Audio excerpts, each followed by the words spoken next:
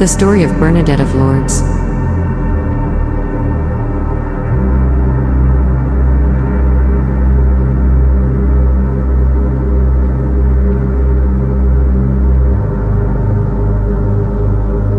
Bernadette Subaru was born on the 7th of January, 1844 in a town called Lourdes, located in the Pyrenean Mountains of France. The town's population at this time was approximately 4,000 inhabitants. It had medieval monuments, restaurants and cafes, modern residential areas as well as poorer slum areas. It also possessed several stone quarries which were mined for marble and slate. Bernadette's parents, François Subaru and Louise Castret, were married in 1843. Through poor financial management and external forces, over a period of time, the family became quite poor and went from living in a large mill and workplace to cramped, damp living conditions, which was known as the cachot, otherwise known as the dungeon. Because it had once been used as the town's prison before it was judged as too unhealthy for this purpose, even by 19th century standards. This is where they let him live. Subaru, the miller, made the finest flour in the stock, lives in a jail. It's too cold and damp for prisoners. In these conditions, the Subaru family would experience cold, hunger, unemployment, alcoholism, and infestations of lice. Even their furniture was seized by a landlord in lieu of rent. Bernadette had 6 brothers and 2 sisters. Only 3 of her siblings lived beyond 10 years of age. Bernadette at the age of 6 developed asthma, and ate very little. What is it, Mary? I just wanted to say that my sister Bernadette was sick the day the class learned about the Holy Trinity. She misses school a lot. She's always ailing. What ails her? They call it asthma or some such name. You trying to say asthma? Yes, sister, that's what Dr. Dizou calls it. She can't breathe. Sometimes she sounds just like this. Laughter wastes valuable time. Return to your studies. In 1855, Bernadette caught cholera when the epidemic reached Lourdes. During the 19th century, cholera, a disease of the small intestine causing severe diarrhea, vomiting, muscle cramps, and imbalances in electrolytes due to dehydration, spread across the world from its original reservoir in the Ganges Delta in India. 6 subsequent pandemics killed millions of people across all continents. Despite this, Bernadette somehow survived.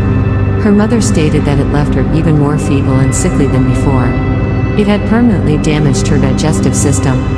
Her sister recalls that she could not eat maize or bread, which were staple foods for the poor. Bernadette in her early years spent time taking care of her younger brothers and sisters. She also knitted and sewed. She was very quiet and self-contained, and never complained about her lot in life. Due to their poverty, Bernadette really only had 1 set of clothes which were second-hand. She wore a full modest dress, and had a shawl over her shoulders. She also wore a cotton scarf knotted to the back of her head in which she was always veiled. Bernadette's education was almost non-existent as her main occupation was looking after the children. In the absence of formal education, Bernadette learned all she knew from her immediate environment. Despite their irresponsible ways and decline in society, the family maintained their religious faith. Among their neighbors' recollections of periods of drunkenness of the mother and general domestic disorder, it is also mentioned that the family could be heard saying their prayers together every evening. Sit down, all of you. Oh, please don't, Madame. I'm not a bit hungry. I'll just watch the others. Their Father, Son, Holy Ghost. The one that eats fastest gets the most. You really? Where did you learn that? You'll go to hell for saying such a thing. All I said, the one that eats the fastest gets the most, and it's true. Now you've said it again. I've seen pigs with better manners and cleaner faces. Get up from that table and go wash yourselves. Both of you. Oh, a mass meeting here, How can anybody sleep with such racket? We're sorry, Papa. It's cold in here. Somebody fix a fire. There's no wood.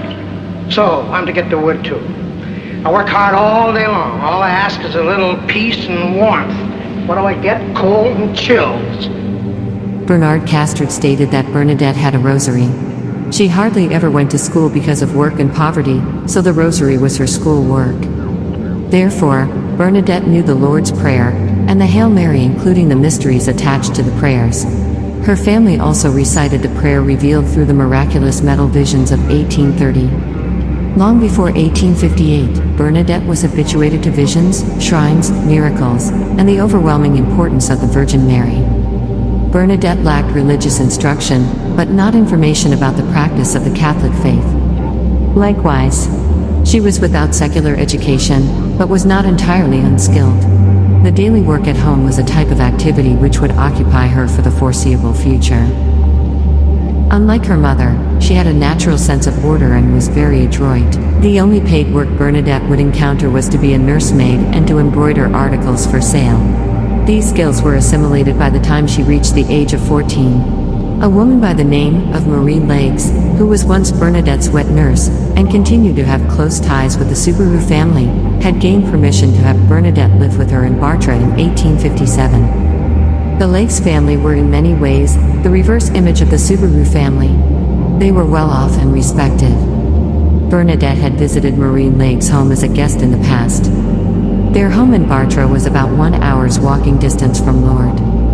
In their home she would partake in caring for their children, and looking after a flock of sheep. The relationship between Marie and Bernadette from witnesses is ambiguous. Some statements shed a positive light, and others a negative one, with nothing really being confirmed. Bernadette's total stay at the Lakes was between 6 months to a year. She visited her home at least once during this period.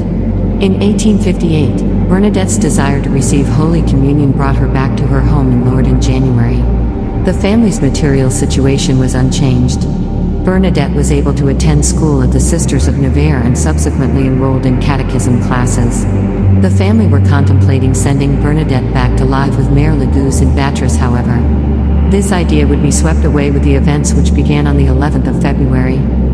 That morning, while Bernadette was preparing food for the family, she realized that